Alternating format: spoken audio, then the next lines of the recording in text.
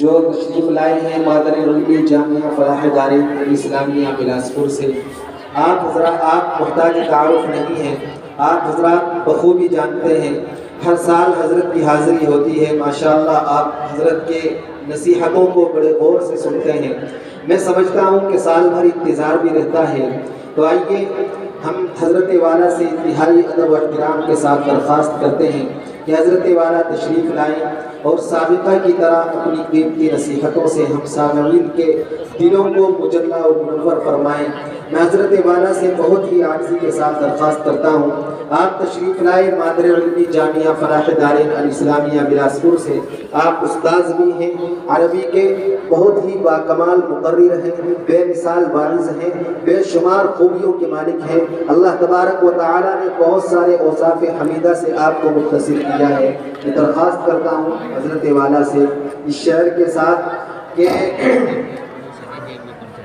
نام ان کا ملت بیضا کے پروانوں میں ہے، نام ان کا ملت بیضا کے پروانوں میں ہے، یہ بہر صورت عظیم الشان انسانوں میں ہے، ولولہ اسلام کا ان کی رگوں میں ہے رواں، ولولہ اسلام کا ان کی رگوں میں ہے رواں، لرزہ ان کے دم سے باطل کے ایوانوں میں ہے۔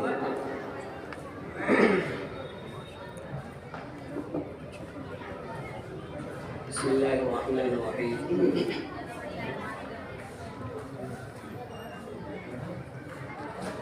الحمد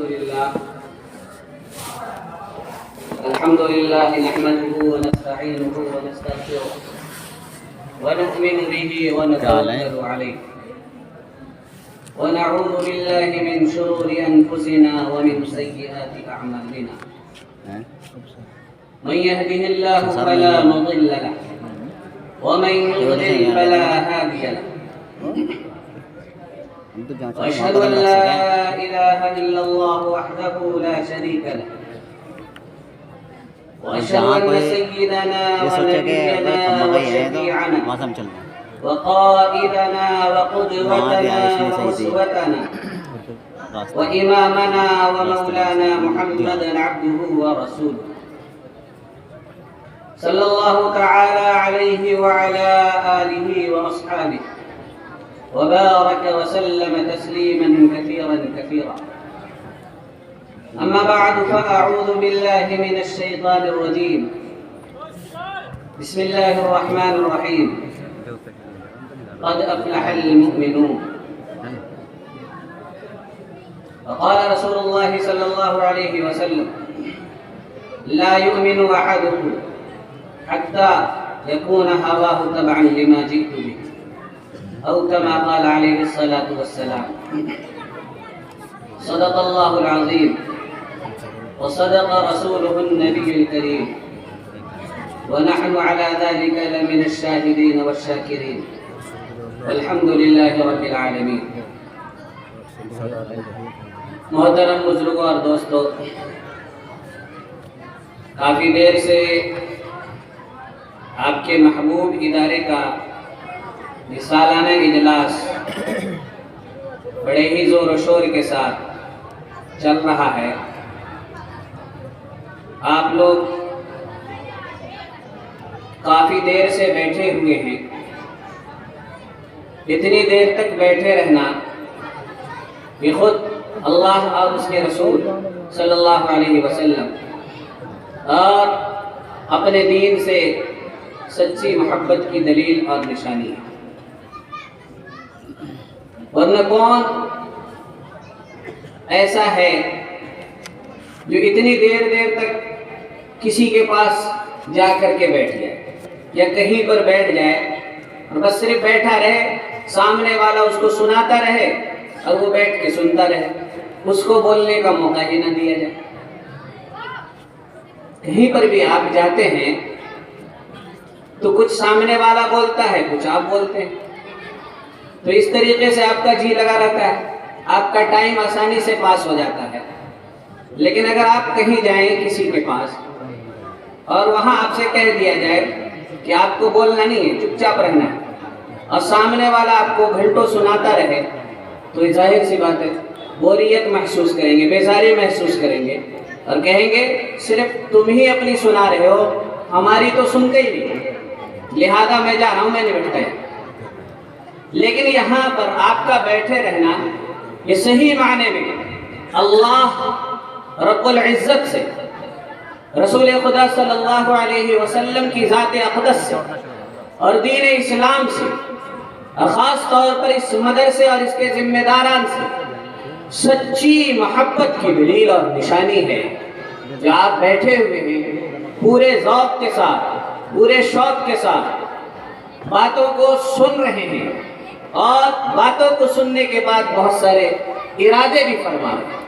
اللہ تبارک و تعالی آپ کی سچی محبت کو قبول فرمائے، اس سچی محبت میں اضافہ فرمائے۔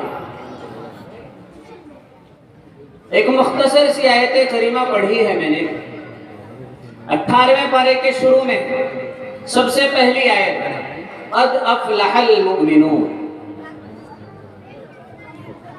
کامیاب ہو گیا۔ کون کامیاب ہو گیا؟ فرمایا المؤمنون، وہ کامیاب ہو گیا جو ایمان والا ہے۔ کامیاب کا معنی کیا ہے؟ آج یہی بات ہمیں سمجھیں۔ ہم لوگ مختلف مواقع پر، مختلف مواقعات پر آپسی بول چال میں مختلف لوگوں کے بارے میں کہتے رہتے ہیں کہ فلاں آدمی کامیاب ہو گیا، فلاں لڑکا کامیاب ہو گیا، فلاں کا لڑکا کامیاب ہو گیا۔ اس طرح کی باتیں ہم لوگ بولتے رہتے ہیں، میں کامیاب ہو گیا۔ لیکن کامیاب کے معنی کیا ہے؟ کامیاب ہے کیا چیز؟ اس کا معنی ہم لوگ سمجھتے نہیں ہیں، بغیر سمجھے بول رہے ہیں۔ جیسے نماز ہم لوگ پڑھتے ہیں تو الحمدللہ رب العالمین پڑھتے ہیں، اس سے پہلے سبحانک اللہم و بحمدک و تبارک اسمک و تعالی جدک و لا الہ غیرک، یہ پڑھتے تو ہیں لیکن ہمیں یہ تو نہیں پتا کہ پڑھ کیا رہے۔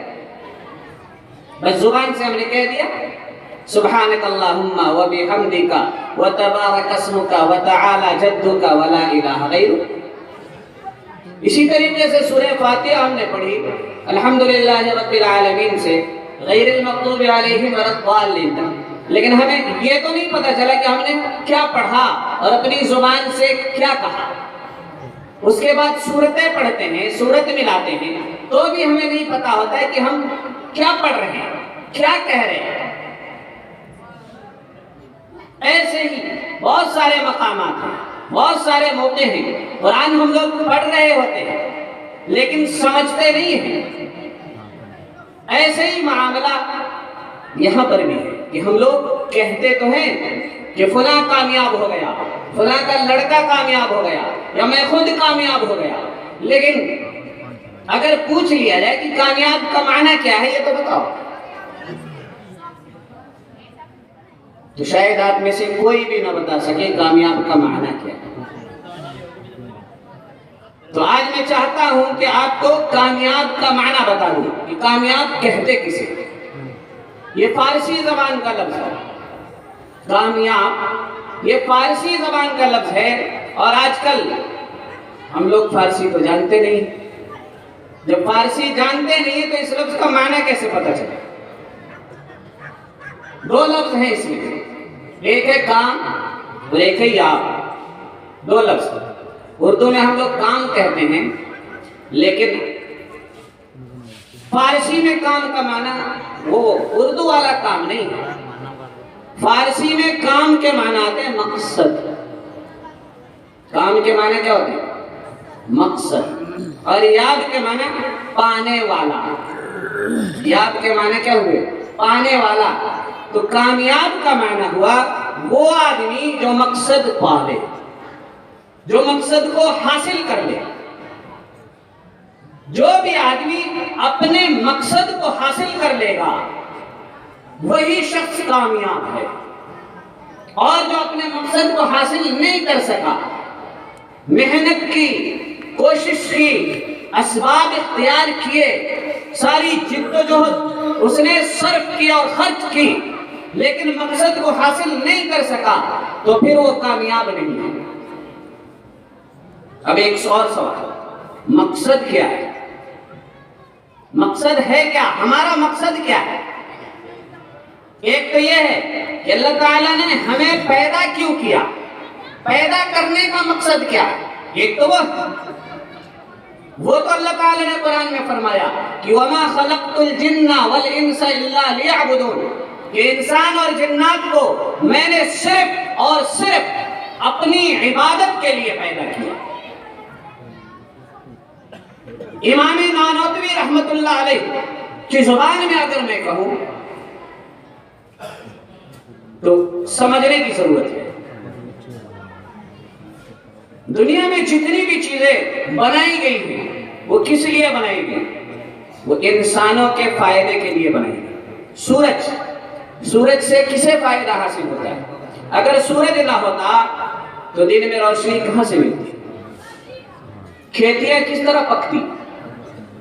دھوپ جو ایک عظیم نعمت ہم لوگ سمجھتے ہیں، سردی کے زمانے میں دھوپ نہ نکلے کتنے پریشان رہتے ہیں۔ تو دیکھ لیجئے اگر یہ سورج نہ ہوتا تو ہمیں بہت ساری پریشانیوں کا سامنا کرنا پڑتا۔ تو سورج یہ ہمارے فائدے کے لیے، ہمارے نفع کے لیے بنایا گیا۔ چاند، اگر چاند کی چاندنی نہ ہوتی تو رات کیسی تاریک ہوتی؟ پھلوں میں مٹھاس کیسے پیدا ہوتی؟ جو میٹھے میٹھے پھل کھانے کو ملتے ہیں، چاند کی چاندنی سے ان کے اندر مٹھاس آتی ہے۔ اگر چاند کی چاندنی نہ ہوتی تو یہ مٹھاس ہمیں کیسے حاصل ہوتی؟ یہ ہوائیں چل رہی ہیں، ان ہواؤں سے ہمیں فائدے حاصل ہوتے ہیں۔ یہ درخت، پیڑ، پودے جو چاروں طرف بکھرے ہوئے ہیں، اللہ تعالیٰ نے زمین کے اندر سے ان پیڑ پودوں کو نکالا ہے، ان سے ہمیں فائدہ ہو رہا ہے،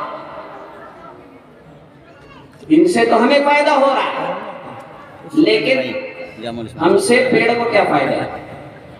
آپ سوچیں اگر آپ نہ ہوتے پیڑ کا کیا نقصان ہو جاتا؟ اگر آپ نہ ہوتے تو سورج کا کیا نقصان ہوتا؟ میں نہ ہوتا تو چاند کا کیا نقصان ہوتا؟ کچھ بھی نہیں۔ تو گویا یہ سب کام کے ہیں۔ کس کے کام کے ہیں؟ یہ ہمارے کام کے ہیں، یہ ہمارے کام آتے ہیں، یہ ہمیں نفع پہنچاتے ہیں۔ تو یہ سب تو کام کے ہوئے، اور میں تو کسی کے کام نہیں آ سکا، میں تو کسی کے کام نہیں آ سکا۔ ہوا کو مجھ سے کوئی فائدہ نہیں، پیڑ کو مجھ سے کوئی فائدہ نہیں، پانی کو مجھ سے کوئی فائدہ نہیں، سورج کو مجھ سے کوئی فائدہ نہیں، چاند کو مجھ سے کوئی فائدہ نہیں، ستاروں کو مجھ سے کوئی فائدہ نہیں۔ دنیا کی کون سی ایسی چیز ہے جس کو ہم فائدہ پہنچا رہے ہیں؟ گائے ہو، بھینس ہو، بکریاں ہو، ان سب سے ہمیں فائدہ حاصل ہوتا ہے۔ اگر ہم نہ ہوتے تو گائے کا کیا نقصان ہوتا؟ اگر ہم نہ ہوتے بھینس کو کیا نقصان پہنچتا؟ اگر ہم نہ ہوتے بھیڑ بکریوں کو کیا نقصان پہنچ جاتا؟ لیکن اگر یہ سب نہ ہوتے تو ہم پریشان ہو جاتے۔ پتہ چلا کہ ان سب سے ہمیں فائدہ ہو رہا ہے اور ہم سے کسی کو فائدہ نہیں۔ تو سب سے نکمہ کون ہوا؟ سب سے نکمے تو ہم ہوئے۔ لیکن اللہ تعالیٰ نے کیا بتایا؟ اللہ تعالیٰ نے بتایا کہ جتنی بھی مخلوقات میں نے، چاہے آسمان میں ہو چاہے زمین میں ہو، جہاں پر بھی ہو، جتنی بھی مخلوقات میں نے بنائی ہے، سب سے افضل مخلوق انسان ہے۔ یعنی جو نکمہ ہے، جو کسی کام کا نہیں ہے، جس سے کسی کو کوئی فائدہ نہیں ہے، وہ سب سے افضل کیسے ہو سکتا ہے؟ کچھ دیر کے لیے سوچے کہ مجھ سے تو کسی کو کوئی فائدہ ہی نہیں ہے، دنیا کی کسی بھی چیز کو مجھ سے کوئی فائدہ نہیں، سب سے مجھے فائدہ حاصل ہو رہا ہے، لیکن مجھ سے تو کسی کو فائدہ نہیں حاصل ہو۔ تو میں پیڑ سے افضل کیوں؟ میں چاند ستاروں سے افضل کیوں؟ اتنی ساری مخلوقات ہے، ان سے افضل میں کیسے ہو گیا؟ ان سے مجھے فائدہ پہنچ رہا ہے، لیکن مجھ سے تو انہیں فائدہ پہنچ ہی نہیں رہا ہے، تو میں ان سے افضل کیسے ہو گیا؟ اسی نقطے کو سمجھنے کی ضرورت ہے۔ ہم اس لیے افضل ہو گئے کیونکہ یہ مخلوقات جو ان میں سے کسی کو ہم سے کوئی فائدہ نہیں پہنچ رہا، ہم کسی کے بھی کام کے نہیں ہیں، لیکن جو سب سے افضل ذات ہے اللہ تعالیٰ کی ذات، ہم اس کے کام کے ہیں۔ تبھی اس نے کہا وَمَا خَلَقْتُ الْجِنَّ وَالْإِنسَ إِلَّا لِيَعْبُدُونَ، کہ سب کو میں نے تمہارے لیے بنایا لیکن تمہیں اپنے لیے بنایا ہے۔ تو وہ ہمارے کام کے ہیں اور ہم اللہ تعالیٰ کے کام کے لیے بنائے ہیں۔ یہ تو ہمارے بنانے کا مقصد ہوا، لیکن ہمارا کیا مقصد ہے؟ یہ اللہ تعالیٰ نے ہمیں بنایا تو ہمیں کیوں بنایا؟ کہا عبادت کے لیے۔ ہم جو عبادت کرتے ہیں تو کیوں کرتے ہیں؟ اللہ پر ایمان لاتے ہیں کیوں لاتے ہیں؟ محمد رسول اللہ صلی اللہ علیہ وسلم کو رسول مانتے ہیں کیوں مانتے ہیں؟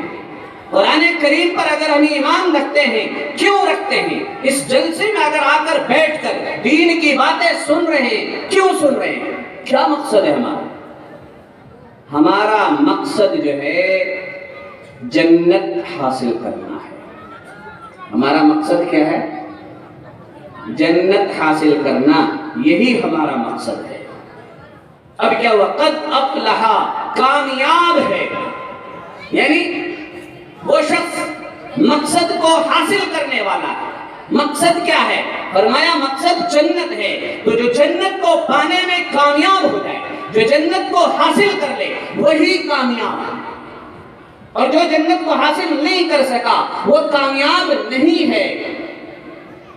جس نے جنت کو حاصل کر لیا وہ کامیاب ہے، اور جو جنت کو حاصل نہیں کر سکا وہ کامیاب نہیں ہے، کیونکہ جنت کو پانا اور جنت کو حاصل کرنا ہی مقصد ہے۔ ہو سکتا ہے بہت سارے لوگ آپ میں سے ایسے ہو کہ نہیں بھائی میرا مقصد تو ہے میں ڈاکٹر بن جاؤں، میرا مقصد تو یہ ہے کہ میں انجینئر بن جاؤں، میرا مقصد تو یہ ہے کہ 10 کھیت ہو جائے میرے پاس، میرا مقصد تو یہ ہے کہ 5 منزلہ بلڈنگ ہو جائے میری، میرا مقصد تو یہ ہے کہ 5 دکانیں ہو جائے میرے پاس۔ ایک آدمی ہے وہ کہتا ہے میرا مقصد تو یہ ہے کہ میری شادی ہو جائے، مجھے بیوی حاصل ہو جائے۔ ایک آدمی وہ ہے جس کی شادی ہو گئی ہے، وہ کہتا ہے میرا مقصد تو یہ ہے کہ مجھے بچہ حاصل ہو جائے۔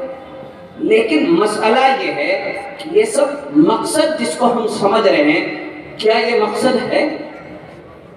یہ تو ہو سکتا ہے ایک آدمی کیا کہے کہ مجھے دکان چاہیے، دوسرے آدمی کے پاس آلریڈی پہلے سے دکان موجود ہے، وہ کہے گا کہ دکان بھی کوئی مقصد ہے۔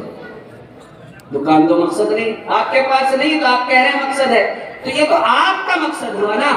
ساری کائنات کا، دنیا میں جتنے بھی انسان ہیں سب کا تو یہ مقصد نہیں ہے نا کہ مجھے دکان حاصل ہو جائے۔ جس کے پاس دکان نہیں ہے وہ چاہتا ہے کہ مجھے دکان مل جائے، اس کا مقصد ہے۔ اگر ایک آدمی چاہ رہا ہے کہ میرا مقصد تو بلڈنگ حاصل ہو جائے، لیکن دنیا میں ڈھیر سارے لوگ ایسے ہیں جن کے پاس بلڈنگ پہلے سے موجود ہے، ان کا تو وہ کہیں گے کہ بلڈنگ پانا بھی کوئی مقصد ہے۔ آپ کہہ رہے ہیں کہ ڈاکٹر بن جاؤں یہ میرا مقصد ہے، دوسرا تو پہلے سے ڈاکٹر ہے، وہ کہہ رہا ہے کہ ڈاکٹر کیوں بنے؟ ڈاکٹر بننا کوئی مقصد نہیں ہے، اصل مقصد کوئی انجینئر بننا ہے۔ تیسرا کہے گا کہ نہیں یہ کوئی مقصد نہیں، اصل مقصد تو ماسٹر بننا ہے۔ چوتھا ہوگا وہ کہے گا نہیں یہ کوئی مقصد ہے، اصل مقصد تو گاؤں کا پردھان بن جانا ہے۔ کوئی اور کہے گا کہ نہیں ایم ایل اے بن جانا ہے، کوئی اور کہے گا نہیں ایم پی بن جانا ہے۔ یہ ایسے چھوٹے چھوٹے مقاصد ہیں، یہ مقاصد جو ہیں چھوٹے ہیں، بہت چھوٹے اور ذاتی ہے۔ وہ ایک آدمی کا تو مقصد ہے، دوسرے کا وہ نہیں ہے۔ اس لیے مقصد ایسا ہونا چاہیے جس میں کسی کا کوئی اختلاف نہ ہو، مقصد ایسا ہونا چاہیے جس سے کوئی اختلاف نہ کر سکے۔ اگر میں کہوں کہ میرا مقصد یہ ہے تو آپ کہیں ہاں میرا بھی مقصد یہی ہے، دوسرے سے پوچھا جائے وہ کہے کہ ہاں میرا مقصد بھی یہی ہے، میں بھی اسی کو حاصل کرنا چاہتا ہوں، میں بھی اسی کو پانا چاہتا ہوں۔ لیکن ہم نے جو مقاصد بتائے کہ بیوی حاصل ہو جائے، بچہ حاصل ہو جائے، دکان حاصل ہو جائے، کھیت حاصل ہو جائے، بلڈنگ حاصل ہو جائے، یا پھر عہدے مل جائیں ہمیں، یا ڈھیر سارے پیسے مل جائیں، یہ سب جو مقاصد ہے یہ چند آدمیوں کے مقاصد ہو سکتے ہیں، لیکن ساری دنیا کے انسانوں کا یہ مقصد ہے نہیں۔ اس لیے آپ آپ نے اگر مال حاصل کر لیا تو آپ تو کامیاب ہے، لیکن دوسرے لوگ مال حاصل کرنے کو کامیابی نہیں سمجھتے، کیونکہ وہ ان کا مقصد ہے ہی نہیں۔ اس لیے مقصد ایسا ہونا چاہیے کہ جس سے کوئی اختلاف نہ کر سکے۔ اسے جب بتایا جائے کہ یہ بتاؤ یہ مقصد ہونا چاہیے یا نہیں ہونا چاہیے، تو ہر آدمی کہے ہاں یار یہ تو مقصد ضرور ہونا چاہیے۔ اب دیکھیے میں بتاتا ہوں مقصد، میں 2-3 مقصد بتاتا ہوں اور آپ میں سے کوئی بھی اختلاف نہیں کر سکے گا، بلکہ ہر آدمی اتفاق کرے گا اور کہے گا ہاں یہ تو ہونا چاہیے، بالکل مجھے بھی مل جانا چاہیے۔ سب سے پہلی چیز صحت اور تندرستی۔ یہ میرا مقصد ہے کہ میں ہمیشہ پیدا ہونے سے لے کر مرنے تک ہمیشہ صحت مند رہوں، تندرست رہوں، کوئی بھی بیماری مجھے نہ آئے۔ بتائیے آپ چاہتے یا نہیں؟ یا آپ میں کوئی ایسا جو چاہتا ہے کہ نہیں مجھے فلاں بیماری ہو جائے؟ چاہتا ہے آپ میں سے کوئی اختلاف کرے گا؟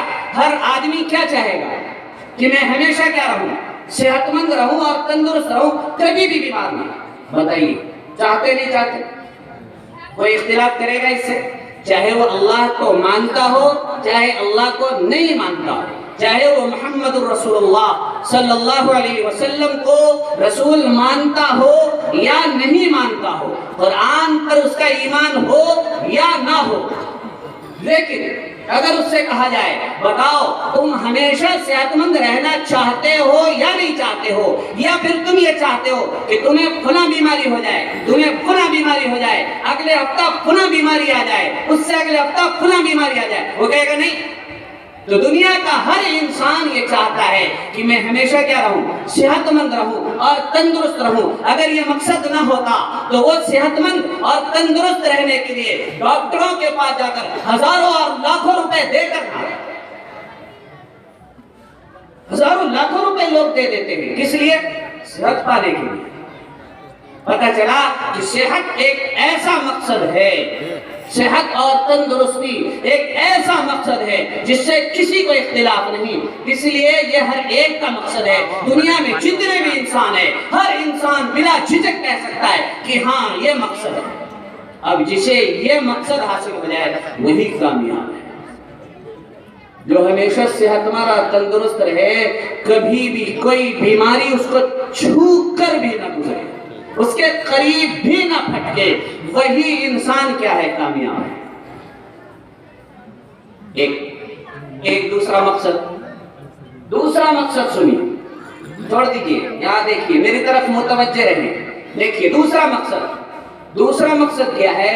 موت نہ آئے، ہم ہمیشہ زندہ رہیں۔ بتائیے اس میں کسی کو اختلاف ہے؟ آپ میں کوئی ایسا جو چاہتا ہے کہ میں مر جاؤں؟ ہے کوئی ایسا؟ کوئی مرنا چاہتا ہے؟ اگر مرنا چاہتے تو ڈاکٹر کے پاس کیوں جاتے ذرا سی بھی بیماری ہونے پر؟ کہاں کہ وینٹیلیٹر پر بھی علاج کرتے ہیں، چھوڑتے نہیں، آخری سانس آنے تک بھی ڈاکٹر کے ہاتھ پیر بھی جوڑتے ہیں، کسی طرح ٹھیک کر دو، مرنا نہیں چاہتے۔ تو ہمیشہ زندہ رہنا یہ ہر آدمی کا مقصد ہے کہ اس کو موت نہ آئے۔ 80 سال کا بوڑھا، 100 سال کا بوڑھا، اس سے اگر آپ پوچھیں آپ مرنا چاہتے ہیں، وہ بالکل کہہ دے گا نہیں۔ زندہ رہنا چاہتے تو کہے گا ہاں۔ 5 سال کے بچے سے پوچھے وہ بھی یہی کہے گا، 30 سال کے نوجوان سے پوچھے وہ بھی یہی کہے گا، 50 سال کے ادھیڑ عمر سے پوچھے وہ بھی یہی کہے گا کہ نہیں میں مرنا نہیں چاہتا ہوں، میں چاہتا ہوں میں ہمیشہ زندہ رہوں۔ اگر کوئی صورت اس کی نکل سکتی ہو تو نکال دو۔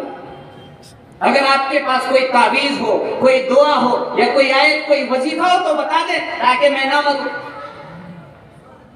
ہے نہیں ہر آدمی کا مقصد، ہے نہیں؟ جو اپنے آپ کو مسلمان کہتے ہیں، جو مسلمان ہیں وہ بھی یہی چاہتے ہیں، اور جو دین اسلام جنہوں نے قبول نہیں کیا وہ بھی یہی چاہتے ہیں کہ میں نہ مروں۔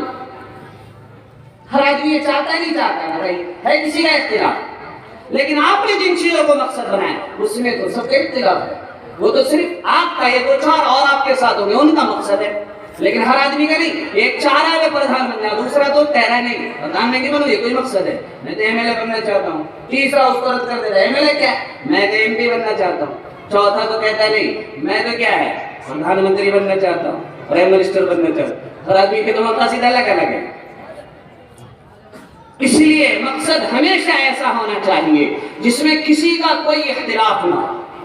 2 مقصد میں نے دیے، ایک یہ کہ آدمی ہمیشہ کیا رہے، صحت مند اور تندرست رہے، کوئی بیماری اس کے قریب بھی نہ پھٹے، اور دوسرا یہ کہ آدمی ہمیشہ کیا رہے، زندہ رہے، اس کو موت نہ آئے۔ تو مقصد ہو گئے۔ تیسرا مقصد کہ میں جو چاہوں وہی ہو جائے، میں جو چاہوں وہی ہو جاؤ، جو میں مانگوں اور مجھے فوراً مل جائے۔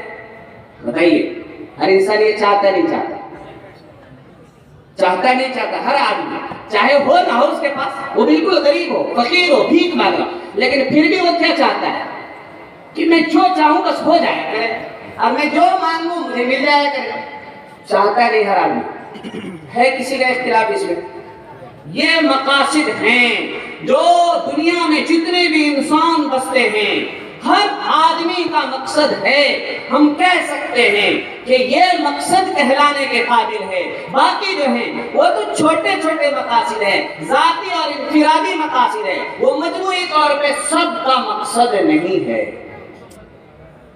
تو اس لیے کامیاب وہی کہلائے گا جو ان مقاصد کو حاصل کر لے، ہمیشہ زندہ رہنے میں کامیاب ہو جائے، کبھی اس کو موت نہ آئے، وہ کیا ہے، کامیاب ہے۔